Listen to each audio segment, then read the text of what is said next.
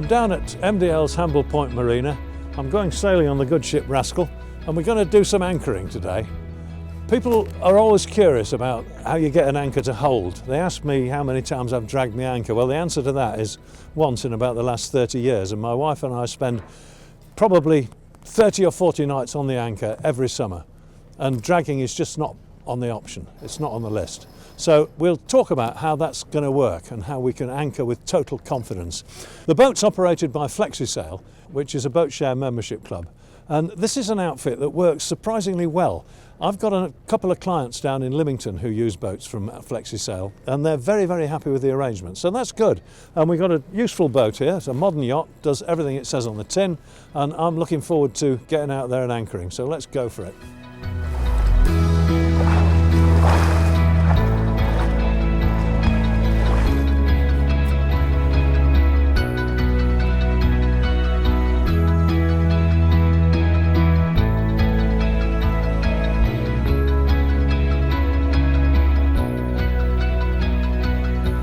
Well, we've arrived in Osborne Bay. It's not ideal. The breeze is easterly, which means the shelter is just about zero, but it's not so serious because we're not looking for a peaceful night. If we were, we would go somewhere else. So we're round about the turn of the tide in here, and we've got a wind blowing in from the east, as I mentioned, and the tide could well be going to the east. And if it is, we've got a wind against tide anchoring situation, which is a bit awkward. So I'm hoping that's not the case, and the first thing I'm going to do is check which way the tidal stream is going. No good at all looking at the chart or the tide tables. What we want to see is what's really happening in real life. So I'm doing about 1 knot. I'm going to put the boat out of gear and I'm going to steer so that I'm exactly athwart where the tide would be coming from, so that we can get the maximum tidal effect. I'm steering around here so that I'm going to be pointing about due north in a minute. There we are. Just get my helm neutralised, so we're right across the tide. Now I'm going to look astern and I'm going to have a look at these trees over here. Line a tree up in the foreground and see what's happening to the trees in the background, and then we can see exactly what the tide is really doing. And it's going that way. It's going with the wind, so praise the Lord, we've got it easy. So we've got about 2 metres under us at the moment, according to my echo sounder. The tide is rising, bottom is pretty predictable, so that'll do nicely. There's 2 metres of draft on the boat, so we'll wait 4 metres. It's fairly gentle conditions actually, although there's a little bit of movement on the water. I think 4 to 1 scope will be plenty. So we'll lay 4 fours of 16, we'll lay 16 metres of chain or thereabouts. If it goes up to 20 it won't matter, because we've got an electric windlass, it's cheap, we can pull it back out again. Doesn't cost anything to bear a bit extra, does it? So let's talk about 20 metres, then we're fine. So we'll lay 20 metres of cable, and we'll be dropping back on it because we've got wind and tide together, so no worries. We've got Toby on the bow, we've got me back here, and we don't want to be hollering away at each other and making the anchorage hideous. Have you got it in yet? Oh, I don't know. We don't want any of that. That's just awful, isn't it? So what we're going to do, we're going to have a system of signals, the same one that Ros, my wife, and I use and have used for 30 years and more. And this is how it works. Toby's on the bow, he's in charge because he's at the sharp end. And he's going to say, he's going to tell me what he wants me to do with the boat. I'm just the autopilot, really.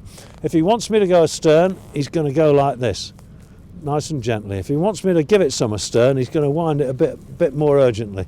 Ahead is like that, and if we want to go left and right, that's it. And that's the way you want the bow to go. Right. So the next thing is to get cracking, I think, isn't it? Well, Toby's up on the bow. It looks as though he's ready to go. Yeah, he's giving me the thumbs up. So, let go. There he goes. Right, the anchor's in the water. He's watching it go. He's working the windlass with his little buttons, and he's asking me to go slow astern now. So that's what we'll do. Right. Just see what's happening. Keep watching transits abeam to see what's going on. And I can see that we're now moving slow slowly backwards across the ground, which is exactly what we want. I'm watching my helm here. My helm's amidships, which is good. The bow's not moving. I'm watching the bow swinging. I've got complete control. He's still asking me to go astern, and now he wants me to stop. So that's it, because it's surprising how much way you gather. And he's giving me the 5 fingers to just stop. So that's what's happening. The anchor is still going out, and he wants me to go ahead now. Not much, I think, by the look of it, just a little bit. So we'll do that. The reason why that's happening, I'm sure, is because we were going too fast and we were getting ahead of the cable. What's going on? Yep, stop. Good. He's watching transit to beam, and so am I, and it looks good. Okay. He's asking me to go a little bit harder astern, which I'm now going to do to make sure that the anchor's in. Now we'll watch the bow and see if it's going to swing around. Whoa, that feels pretty good. I'm looking abeam to see the transits and nothing is moving. It's absolutely rock solid, because we need to know that the anchor is in. He's giving me the thumbs up now, and I'm watching the transits from here and I can see nothing is moving. So that looks pretty good now. I've got some power on. I'm going astern as if I mean it, a tiny bit more. If it's holding at that, it's not going to let us go. No, that's good. That's holding. Thumbs up from the bow, thumbs up from me. We've both checked our transits. I'm taking the astern way off gently, because if I just throw it into neutral, the boat will go ping forward on its chain cable and go all over the place. So we take it off gently, you see. I'm just going slow astern, and now I'm going to put her out of gear. And we are well and truly anchored. We're completely confident, and we've got no worries, because we've really dug that anchor in. But before we have a cup of tea, we must put up the anchor ball. And the reason for that is because we're out in the open here. People sailing past, they might think we're underway and that they have to give way to us or something. You just don't know. Put the anchor ball up, everybody knows what's what, and you're legal. So let's do it. So we've anchored with 2 meters under the keel. Now, if we were in the Mediterranean or the Caribbean or the Baltic Sea, somewhere where the tide doesn't really move up and down appreciably, that would do it. We could just settle down and spend the night and that would be the end of the matter. But we're in the English Channel and we've got the wonder of the tide going up and down, and we've got to deal with that. It's not really a big deal, but we have to handle it. So if we have a look at the chart, we can see that there are soundings all over the chart, and it's a big mistake to think, I wonder exactly where we are and how much water there is underneath us looking at this chart. Just don't even think about it. You'll never get it right, however accurate your fix is.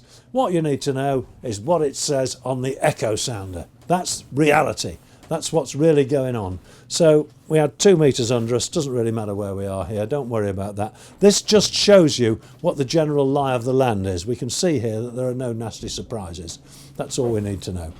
So we've got 2 meters under us. The question is, what calculation do we have to do with the tide to find out whether we're going to be afloat at low water? And nowadays, it's dead easy. It's a piece of cake actually with modern technology. You used to have to do this by filling in a page in the almanac and drawing a graph. Well, I could do that for you if you like, but I know most people who are watching this will never do it. So we're going to do it instead on my telephone. And I have here Mr. Imre's wonderful app, which tells me what the tide's doing today at Cowes, which is just over the hill there. So here we are. It's now 12:30, and it says here that at 12:30 there's going to be 3.6 metres of tide up. 3.6 metres above chart datum. That's it. So at high water there's going to be 4.2 metres above chart datum, and at low water, and it says low water's round about 7:15, and there will be 0.7 metres of water. 0.7 metres at low water. Right now there is 3.6 metres. Let's call it 3.7, should we, just for convenience. So we know it's going to drop 3 metres between now and low water. Easy as that.